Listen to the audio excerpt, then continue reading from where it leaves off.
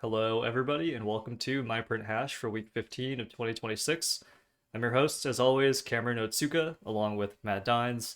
And this week, we're going to show how cross-asset contagion is now directly clear across major macro charts. Matt's got several that he's put together for us to walk us through and see how the market manifestation of kind of what's going on in the Middle East is appearing. And I think in Matt's words, in his own words, he's mentioned that this is probably the largest reorg of the Middle East since World War One.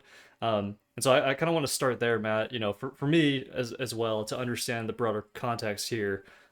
It's obvious that there's much more happening beneath the surface with the U.S. Iran ceasefire.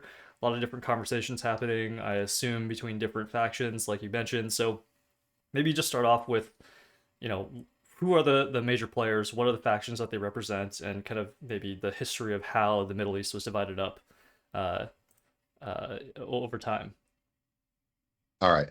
So I'll go back 100 years ago since we're a history of money podcast as well is what we try to focus on.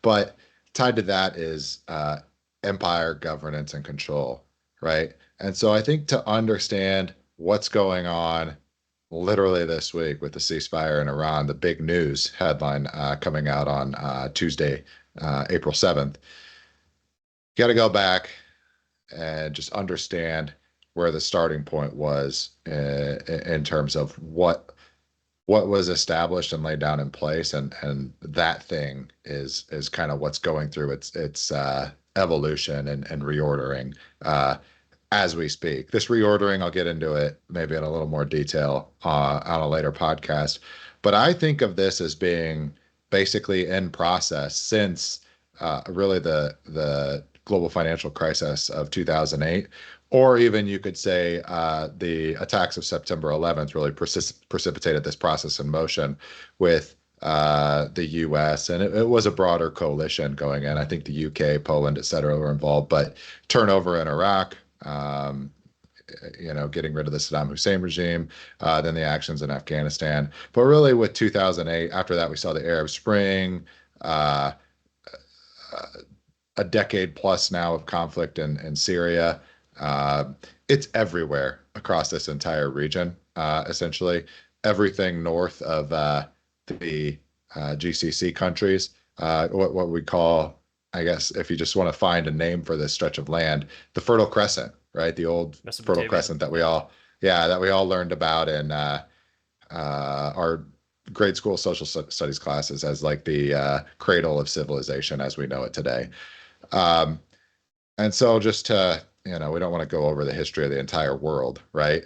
Um, Please. but what what we're looking at right here with the U.S. Iran, I think, is like the next step in this biggest of reshufflings that is taking place since World War One. And if we just want to do the TLDR summary of World War One, I think we overly focus on what the war was and meant from the standpoint of just being a complete meat grinder. So many young men lost their lives for what appeared to be no apparent reason, and we focus on like the battle line on the Western Front between France, Germany, all those Northern European nations who lost a generation of its young men. But really, what I think about World War One as representing was um, think about the outputs, what happened afterward, the net effect, where the rubber meets the road, was you had the land empires all collapse. So um, German Empire or the Prussian Empire, Austro-Hungarian, Russian Empire, and the Ottoman Empire were all zeroed out. And I'll argue that was itself the purpose of World War One, right? We can go through like Peter Frankopan's The Silk Road actually presents this, so I'm not um, taking this swim lane all by myself. And he's a like a UK centric historian, right? Has all his knights, family titles, all of that. He specifically goes in and calls out World War One happened because Russia was encroaching just from the growth of its own empire. It was going to start uh, expanding its territorial influence and sphere into this neck of the Middle East, that is Persia, which we've talked about in recent weeks, represents like a key nexus between the old world's Silk Road trade routes, but also the new paradigm, right? The European trade franchise that's been built out on maritime sea routes and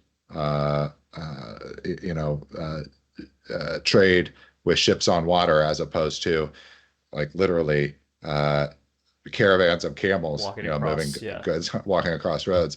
Iran, or what the British call Persia, is really the key nexus for both of those two things because of its proximity over the key choke point that we're all hearing about right now with Persian Gulf, Strait of Hormuz, etc. But you look back at the map, we don't need to go into this, but effectively what you got was an expansion of British interests as the in this region, the Ottoman and Russian empires collapsed and went into retreat. So this kind of new order that was being established, like post 1918, that's, in my opinion, what we've been living through, like a reordering of that structure put in place 100 years ago, really with September 11th kickstarting those events. And sometimes the titles or the explanatory I guess smoking guns are right under your nose, but like, what was 9/11? It was attack on literally the World Trade Center. This is something that centers around the business of trade and an upheaval in that kind of base layer of the global economy is literally what we're living through in real time. But Cameron, you highlighted this in the intro. I want to focus today on the major macro charts and what we're seeing. And I think to give away or just to spell out the takeaway, we're seeing cross asset contagion now. What started in currency, I'll highlight in the Japanese yen chart, it's spreading into the sovereign debt markets. I'll show the U.S. Treasury as well as the French OAT chart 10-year to illustrate my point. And then we'll get into the commodity markets with oil front month with WTI contract, the CL1, just to show that this whole string, this instability is spreading in a chain. It was in currency and foreign exchange. It's spreading to sovereign debt markets, the time-based trade of that foreign exchange market. And then next is the commodities. And that just tells me this process is unfolding and we're getting into a point where something that was unstable before, this old structure that we have up here on the map that was laid out in World War One, and then kind of cemented and locked in with World War II. And we've been living under that order for basically 70 years, the entire lifetime of essentially everybody who is active in the economy today has grown up swimming in this water. All of that is very quickly changing, I think, under our eyes. So we'll get into the macro charts. Now, what I want to talk about here, what I'm going to use to illustrate this is the ceasefire this week. As I was processing this Tuesday, right, what does this represent? Well, it means the military action has worked well enough, despite all the just the groping going on social media, everybody claiming the U.S. is losing this thing, what have you. The way I read this, the U.S. action was competent and decisive enough to force a counterparty to the table. And now U.S., which is, when I say the U.S., don't treat anything as a monolith, right? These countries, that's too simple of a model. The 47th administration, representing its power faction on behalf of the U.S., has come down and agreed to sit at the table with a counterparty who may or may not be like the ruling party or have governance authority over the entire territory of Iran itself. My point is, though, they've gotten somebody or someone to come to the table. And so this 2-week window, this 14-day ceasefire, or let's call it, we were thinking about titling this episode 2 weeks to steal the nerve, kind of a play on, COVID, 2 weeks to flatten the curve. We might not do that just because we don't want to get what's the word, Cameron? Blacklisted, Deboosted, suppressed, yeah. or Well, I also think it's, not clear enough if you just see the title alone, but yeah, to your point though, I think it's related to exactly what's going on, right? Yep. So there's a 2 week window for this faction from the U.S. and a faction from the Iranian side to establish a beachhead, come to what I think is going to be. This will not be the ultimate conclusion of the Iran, like just settling the Iran arena of this bigger picture we talked about, like with the regional upheaval that's in place. But um, this 2 week period, I think, is key for progressing this transition into the next step.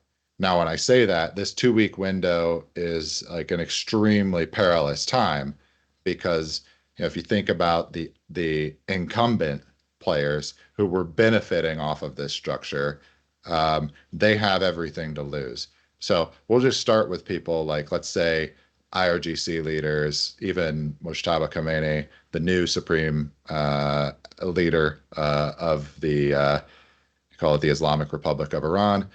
We know that he has, his wealth tied up in, let's say, European, London financial centers, that whole complex, right? That was really locked in for this region with that transition that happened at World War One. We've shown, the receipts here. They've identified multiple properties around London's Billionaires Rows, all of that. So they have all of their wealth tied up with a different stakeholder than what's at place with these U.S. Iran negotiations right now that are taking place during the ceasefire. So my point here, you have a lot of interests who want to sabotage this process, right? So we're looking at like an extremely up in the air 2 week window for some progress to be made.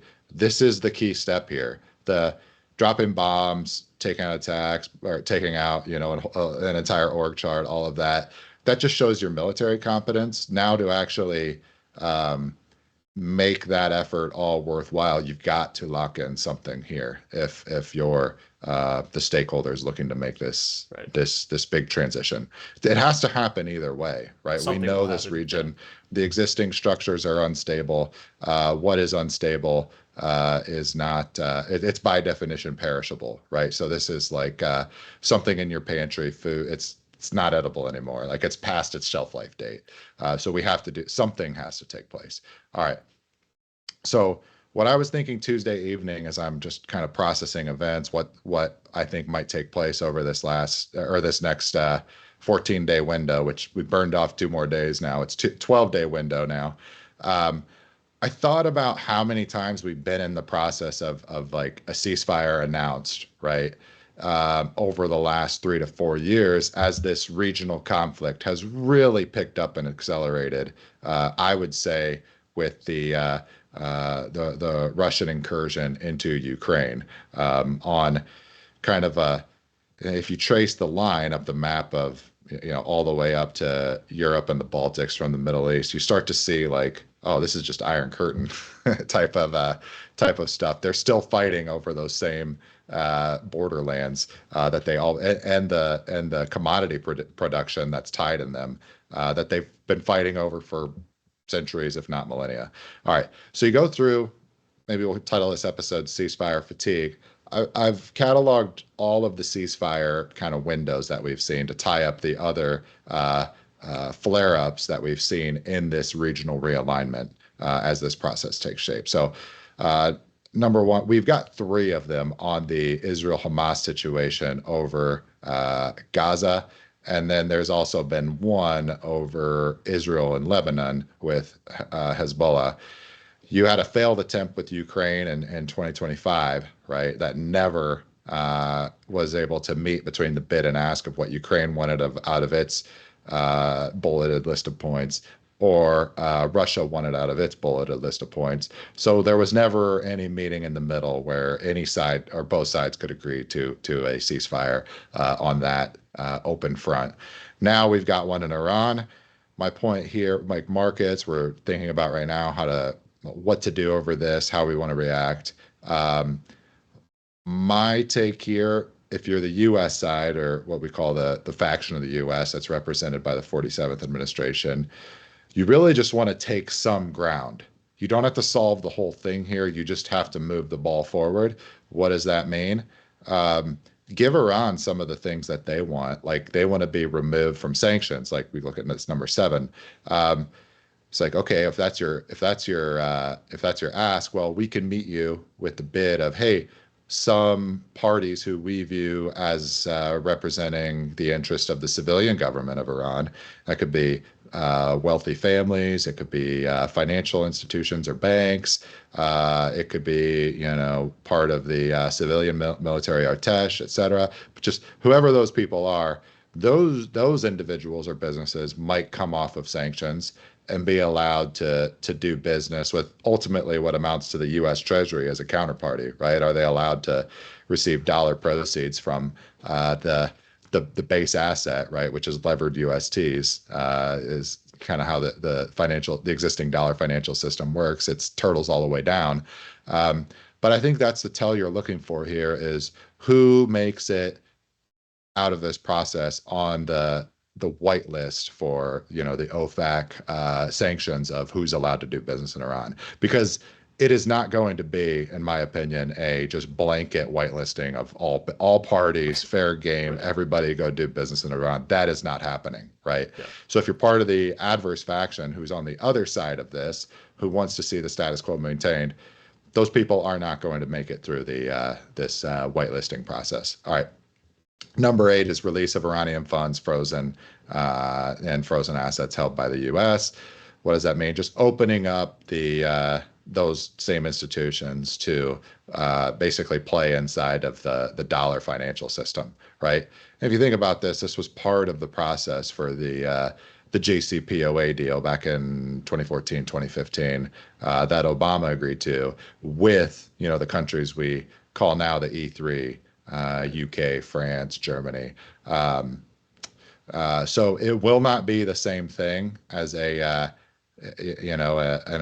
agreement between U.S. with the E3 with the existing government of Iran. I think that with the U.S. leading from behind in Obama's terms, look for this to be something more just U.S. only, Iran only, but you may get other friendly Small counterparties in coalition. the region. GCC, who knows? China might even end up being privy to this. Who knows how this shakes out?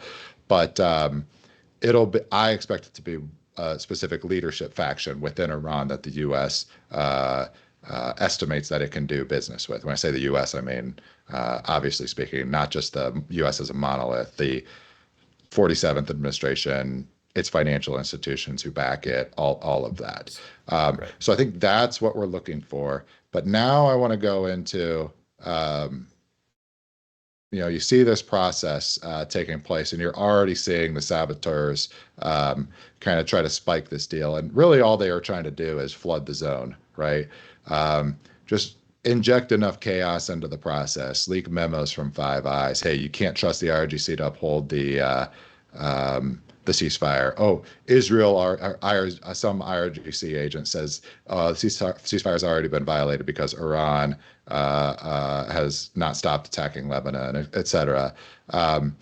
They're just trying to muddy the water, in my perspective, to prevent this key step, this beachhead, from being reached. Right. So that's what we're watching here in the headlines. This 2 week period, expect it to be very muddy.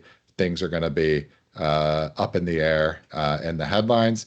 But I think on the net, what you want to use to get your bearings here, use use markets as your ultimate signal. The bigger, the better, right? The more liquid, broadly held, et cetera. So that's what I'll talk about now. And what I want to get across is like this whole process in the region, you can really see it working. It's escalating, right? And what do I mean by that? Exactly what I said at the intro. What started in FX has moved into sovereign debt. It's now moved into commodities. And the next stage, we'll see what happens, right? Right. But I talked about those five key kind of ceasefires agreed to in this region over the last 3 to 4 years. And what I want to call out here is look in the Japanese yen. So background here. Japan as an economy is dependent on importing energy resources, right? And the status quo is that it's really been heavily reliant on oil and gas imports from the Middle East. So you would expect it to be very heavily impacted, especially as the last stop on the shipping routes from Persian Gulf all the way up to um, what is it, the Korean or Sea of Korea, etc. My point here, early on when we saw the first three of these ceasefires in this little recent era, Israel, Hamas, Gaza 1, Lebanon 1, and then Gaza 2, those were all events on the chart. And what they stand out, like what's happening heading into them as this instability is growing, right? War is on in the Middle East. Um, the yen is weakening versus the dollar. Up in this case, the Japanese yen versus USD chart is yen weakening. Down is actually strengthening. Um, so what you see is whenever for these first three, one of these ceasefires was announced, it was viewed by the FX markets as like a risk, like not risk on, risk off in the equity beta sense as we typically defined it, but it was a risk off sense in the terms of like global supply chains, energy commodities, all of that. Like from the whole system order standpoint, whenever we got one of these ceasefires, you would see the yen rally and what's been a secular weakening or sell off in the yen every time we would see one of these ceasefires up until I would say this past fall when we saw the board of peace. I call it like Gaza Fiend, like that was your third ceasefire event. Right now, I expect that that board of peace arrangement to hold. Right? Why do I say that? Well, we've got several allies, the GCC countries, all involved as stakeholders. It's stamped, signed, sealed, and delivered as like with the UN resolution authority, all of that behind the process. So that should, in my mind, kind of tie up the longer steady state arrangement for the Gaza issue, right? We'll see if that holds or not. Yeah. All right, but what we saw on that one, the yen stopped rallying on the ceasefire or the peace deal announcement, right? That was a big change, right? And so now where we stand, U.S. Iran one, we're at another one of those. It looks like similar to the first three, we might be in a scenario where the announcement of the ceasefire was your kind of precipitating event or headline that allowed this macro market to break through resistance, if you will, and then the yen strengthens off of that basically on the let up of pressure in this whole geopolitical system, environment, everything, upheaval taking place. We'll see if that one stands like with the follow through, which way the yen trades or not here. But my point is, if the first three and then this latest one, the U.S. Iran deal, falls in line and exhibits the same pattern as the Board of Peace, it's telling me as kind of a portfolio manager involved in global macro markets, that this pressure has moved out of just the foreign exchange markets, and its release valve, it's moved somewhere else. Right now, we go, what's the next step in that chain? That's where we'll get into sovereign debt markets, right? So those same events here. This is the U.S. Treasury 10-year. Same thing. We see it doesn't account for all of the major reversal points, but going back to 2023, it's a lot of them, right? So the Gaza 1 ceasefire, the Lebanon 1 ceasefire, the Gaza 2, all of those were precipitating events, right, for 10-year yield, which was, in a rising rate environment as kind of these markets can sense out the instability, right? It ultimately is working. It trickles its way into supply Right. chains, right? And that's just evidence and obvious, right? When you think about this latest one with the Strait of Hormuz, right? It's like, oh yeah, duh, this is Oil will be impacting global import. supply Yeah. change. Yeah. So, but you saw those first three, they led to reversals, right? Board of Peace did kind of did. It was mini, but it wasn't on a major. It wasn't like a major trend change. We'll see what happens with U.S. and Iran. But notice Board of Peace. It didn't get worse, right? At the very least, right? It didn't break out from there, and what was kind of a secular rally in 10-year yields from basically June to October of last year, 2025. We'll see what happens with U.S. and Iran. I want to call out here, though, everybody, the dooming head, the black pillars talking about de-dollarization, U.S. government, treasuries going bank, all of this. We're going to hell in a handbasket. Okay, but if you look at this chart, right? 2022 was definitely a thing, right? One of the biggest bond market sell-offs, like top 2 to 3 in the history of the United States, right? So it was a big event and it represented something, right? My point here, though, for this stage in the game, trend this chart, right? And if I was doing it, I would draw a line. Yeah, you can draw a channel here, downward sloping on yields. My point here, yields are steady to slightly down, like wanting to trend slightly down for the U.S. Treasury 10-year. What that's lightly telling me in an environment where all sovereign debt, all fiat debt is going to be fundamentally kind of reshaped coming out of this. U.S. 10-year is holding up better than its peers, right? We could the only like when I say peers, the G7, the post World War II coalition members. This is the this is still the safe thing from the perception of that system itself that sits at the core of the system.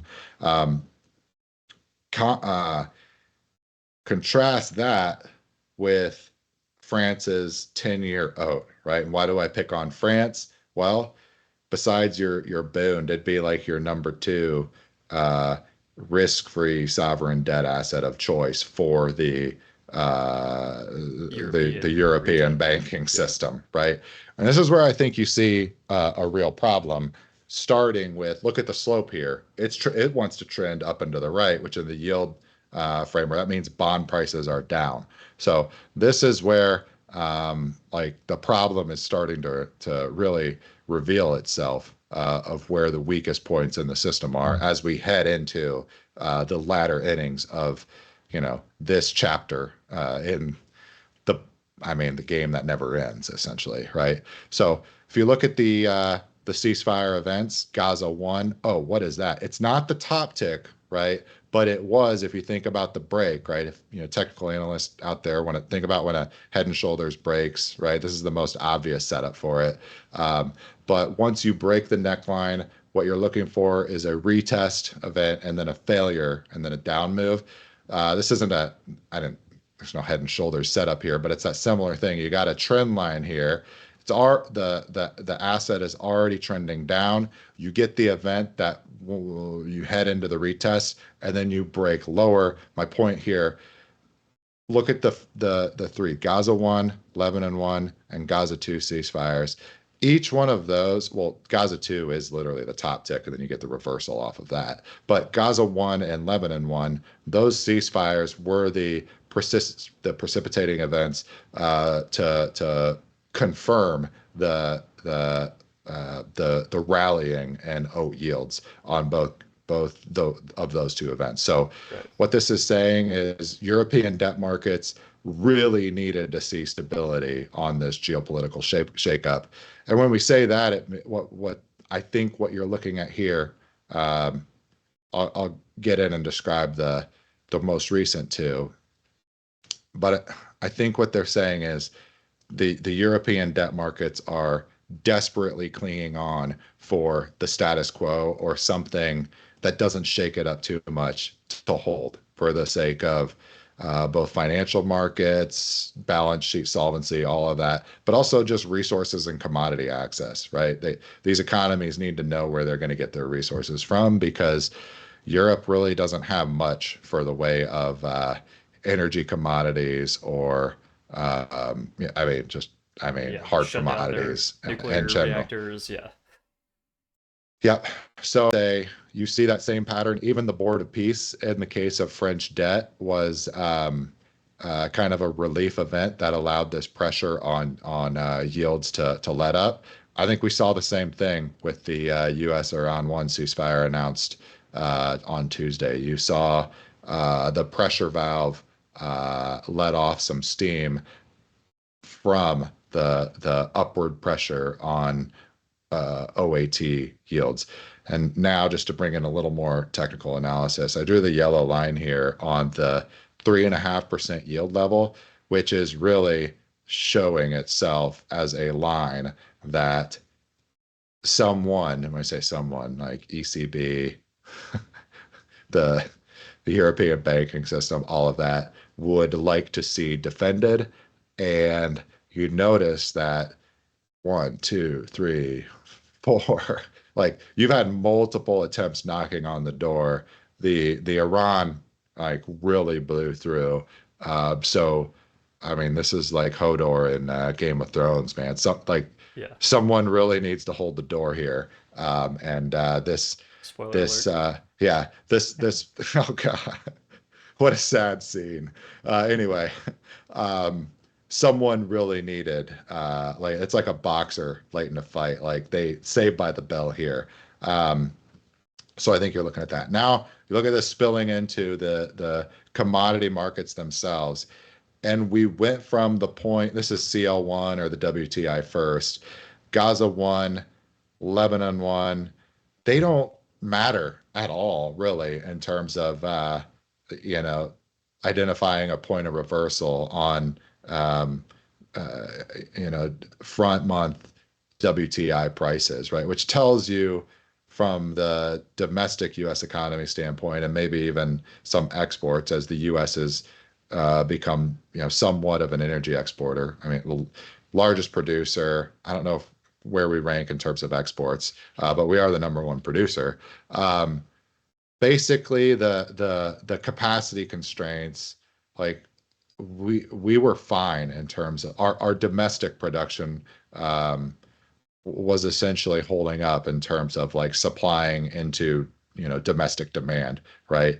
But I think with Gaza too, that ceasefire on January 15th, right before Trump was sworn in or the 47th administration began, the fact that we got that reversal point there, higher high on the chart, it's starting to tell me if I'm looking at this in post, it's like, oh, that's where some sense of commodity tightness was starting to bleed into the system.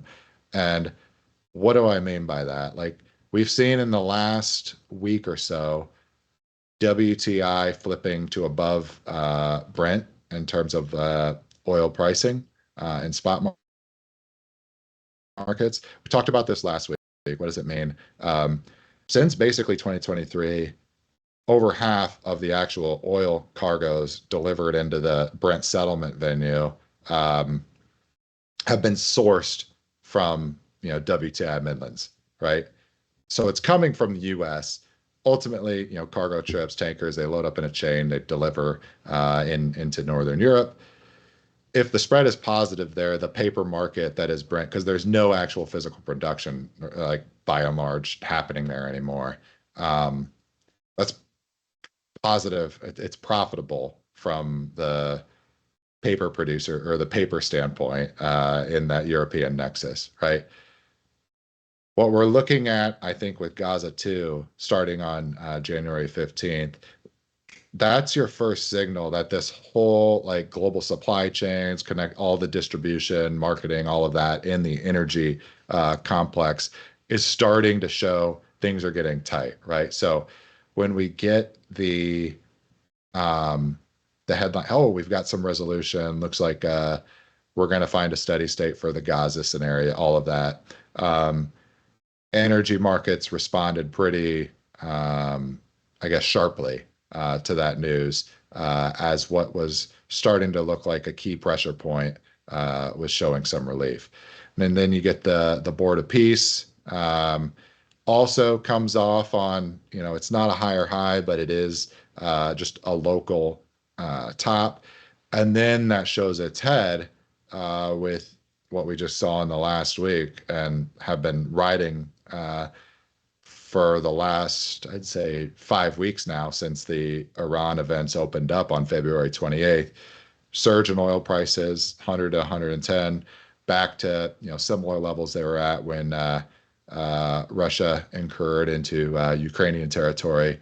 Um, this is showing now that this broader reordering that I argued at the beginning has really been underway since. I mean, you can go back even further, but probably 9/11 was the uh, the first domino that started all of these events falling in order.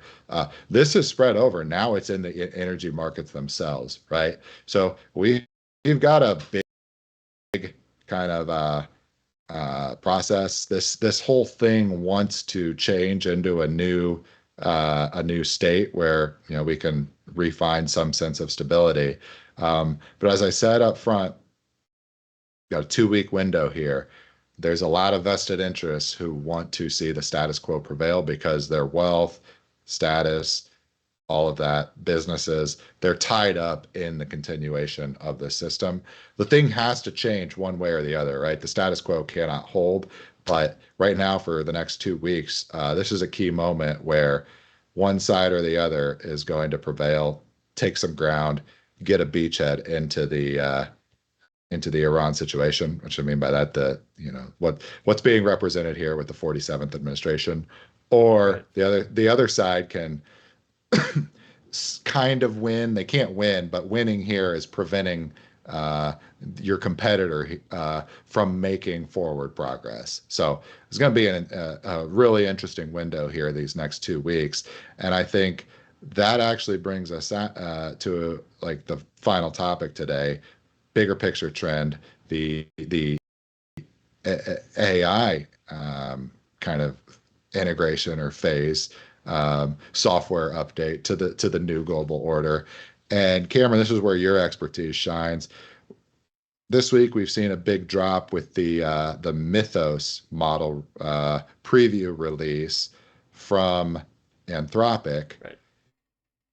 And as we all have kind of followed the story, Anthropic has been kind of butting heads and doing its own arm wrestling competition with the Department of War, which is representing this power faction that we're That's right. calling the faceman of it being the 47th administration. So, Cameron, maybe just start us off. Project Glasswing, Mythos. This is being kind of portrayed as a, like, I mean, it really sounds like they're pitching it as well. We've achieved Skynet at this point, Yeah. Yeah. It's just the but yeah. it's here. But how does this play? What are we seeing here? And this is very interesting timing from my standpoint here as a macro asset class portfolio manager. Yeah. And so I think to start with is uh Mythos is a new model from Anthropic, right? So if you think back to, let's just go with OpenAI, they've got GPT-5, GPT 5.1, 5.2, 5.3, 5.4, 5.4 being the most recent one, right? Uh, Mhm. Mythos came out, and supposedly, if you compare it on benchmarks, it is about 50% better on all those benchmarks than GPT 5.4. So, for our viewers, for context, the jump from 5.3 to 5.4 was 5 percentage points. The jump from 5.4 to Anthropic's Mythos would be something in the range of 20 percentage points at least. So we're talking about going from effectively last generation GPT to the most recent version of ChatGPT in a single new model generation. So right out the gates, if you believe all of the marketing that Anthropic's putting out, you're already thinking, okay, so this is going to be a massive step change in the capability of this model. I just think about what I was doing with GPT even 5.5 5.1 or 5.2, there's no way I'd be sitting here telling people, oh, I use it every day for coding tasks, things like that, agentic use. But with 5.4 and Opus 4.6, that's where you heard about OpenClaw and some of these other really, set it and forget it type of modalities with LLMs. If you can imagine, Mythos would then be, a complete generational change from that as well. So as part of this, Anthropic claims that it's so powerful that they're worried about releasing to the general public, but instead have launched Project Glasswing. So what's going on here is during the course of testing Mythos internally, they Total realized, intelligence op. yeah, Matt's going to Just probably touch on that a little bit, but yeah, during the course of testing, they realized Mythos was able to actually identify core vulnerabilities in things like the Linux kernel, OpenBSD. These are operating systems that we deploy across all of our servers. Everybody that uses any type of hardware or software should be worried about Mythos's capability to find 0 days that we have not used before, and or just have never found, right? And so just to touch on some of the names here, you've got AWS, Anthropic itself, obviously, Apple, tech companies that we all know and love. But you've got Broadcom, you've got Cisco, you've got Palo Alto Networks. So for those of you who are unaware, those are chip suppliers, networking gear suppliers. These are things that are actually protecting a lot of these companies, their actual physical devices that firewall them from the outside internet. So as we're going through this, Anthropic is basically saying, we think this is going to be a game changer in terms of cybersecurity, that we need to actually only provide access to these companies ahead of time. I believe the total is something in the range of 40 to 45, to give them preemptive access, try to find all of those low hanging fruit, fix those vulnerabilities. Once those are all rolled out, then we can actually release this to the general public. So, Matt, here's where I turn it over to you. I think as we talk about, some of the timing on this, the first thing to note is that the Glasswing news dropped the day after the Iran ceasefire was announced. So I think there's some interesting key points there. But secondarily, then, is some of the timing on this. So in the top left here, I've got this Axios news article dated February 13th. That's when kind of news came out that the Pentagon was using Claude, Anthropic's latest model, during the Maduro raid. And then down below is documents from Mythos, from Anthropic themselves, saying they launched it for internal use February 24th. So if I start to think, and I roll back the clock here, Dario Amodei, who's the CEO of Anthropic, absolutely knows that this model's coming out soon, right? It's probably, let's go with February 13th. He's sitting there, he's in some type of meeting review, seeing the model's capabilities. February 24th, he rolls it out. But I think there's something there, and I'm going to turn over to you, Matt, here to kind of explain maybe some of those threads that you're seeing in terms of timing, related cases between the DOW and Anthropic, and kind of what's going on maybe in that multi-factional kind of interplay with all of these players. this is getting insanely complex here. But we talked about, one battlefront open, U.S. trying to establish its beachhead inside of Iran and find stakeholders agreeable to its interests as it replaces kind of an incumbent order that's on its own last legs over, probably was stale from the moment it was installed back at the end of World War One, to be honest. But this element of kind of the AI scene, obviously, we've read the headlines. Some of the IRGC attacks into its GCC neighbors were aimed at, these large U.S. companies' data centers, so AWS. Can't remember if you remember any other specific ones that went offline. Those are the big ones, yeah. But Bahrain and But Dubai were the two that got hit. that was part of this, and obviously the energy resource consumption that these data centers require, like to run at their top speed. They're like athletes, right? You got to feed them the best food, train them, with the best modelers, etc. To make an imperfect analogy, but the GCC partnership, just because of those energy resources as well as the financial balance sheets, they're part of this kind of, let's call it next order, or next steady state that kind of you can kind of see shaping up into. into existence. So the timing of what we're seeing, just the the awareness of this mythos model, which is kind of being projected as um, like I said, like it seems like this is Skynet, guys. It's here. Is kind of how it's being Yeah. presented. Update all your devices. This thing's If you gonna take find. it at face value, they're basically saying this thing is going to hack all of you. We'll have full control over everything. You need to be very afraid of it. And also, it's probably smarter than all of you. Yeah. Um, Oh yeah. It's all, this stuff's probably already smarter than most most of humanity. But the other, the story we were seeing in February, or the narrative that was in the headlines on the AI scene, the biggest story before, the Iran events opened up on February 28th, was this redlining issue with the contracts between Anthropic and the Department of War. Basically, Anthropic wanted to put on um, limitations of use for the United States military. United States military did not want that. It went to court, and I think I saw it got thrown out yesterday. But anyway, you saw yeah, the Department of War jump ship, the OpenAI. They accepted the language in their contracts.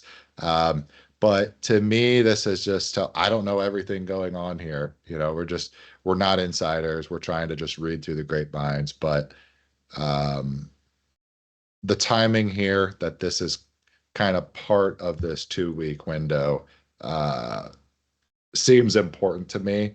And this may be one of those things that we're only going to know uh, in hindsight, like, oh, after the fact. that makes sense. But Right. yeah, I'll just say this whole AI build out, all of that. I mean, there's one route where it doesn't work. All the capital that's had to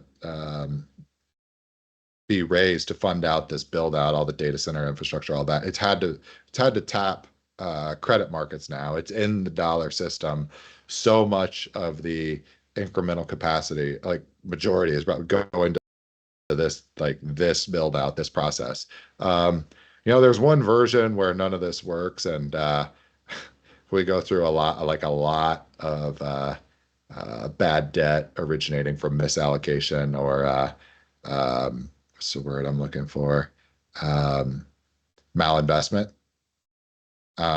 Could happen, or or this could just be part of this next steady state that's taking shape. We'll know in the future. I know that's not satisfactory, but I think what we're going to see, at least for the all horizon that we can see, is we're just going to keep going after this build out because it still seems to me we haven't come anywhere close to fully saturating the potential of this technology integrating into the the U.S. led economy, right? So I think this is a big part of the U.S. Kind of strategy to outcompete those other spheres that we talk about from a week to week basis. Um, so I definitely wouldn't fade this headline, but I don't know how this is going to open up in the next 12 days. U.S. needs a beachhead in Iran. Any forward progress is a win, and then muddying the thing up, not allowing, or just throwing chaos into the equation, that would be the win, I think, from the competing side. So yeah, I think the rest of April will be interesting to see how it shapes up. But we know just around the corner, we have King Charles speaking before Congress, the U.S. Congress, I want to say on April 27th. And then we have the Trump White House's on-site visit, diplomatic visit to Beijing. I would expect some, next step in this game to be wrapped up here in the next 12 days. Someone will. I would expect the U.S. and this administration, the diplomats, will make some forward progress here. Would be my prediction. Now, what that entails could be very minor, could be a little bit. We're not going all the way here. It's not Right. going to be done after this, but it just has to be an incremental win. Right. So watch for that. Keep your heads on a swivel. And yeah, interesting open to the quarter, that's for sure. Well, that's our episode for the week. Thank you everybody for watching. Just a little heads up. Matt will be out on spring break next week, so we'll probably skip for next week's episode, but we'll definitely be back doing a 2 week wrap up episode when we're both back in office to bring you a new MyPrint hash. As always, please like, subscribe. We're on YouTube, Substack, X, also anywhere you get your podcasts. And I do want to call out our viewers. We see the feedback, we see comments, so really appreciate those coming out from all of you. And we're trying to do our best in terms of improving our game. We're not professional podcasters by trade, but we should hold ourselves to that same standard. So I think we're doing what we can to try to improve every week, and really again appreciate all the feedback and comments we see. So thank you all, Yep. and see you all next week. Mindprinthash.com is a good front door. You find our YouTube, X, everywhere else that we drop content from that landing page. Thanks.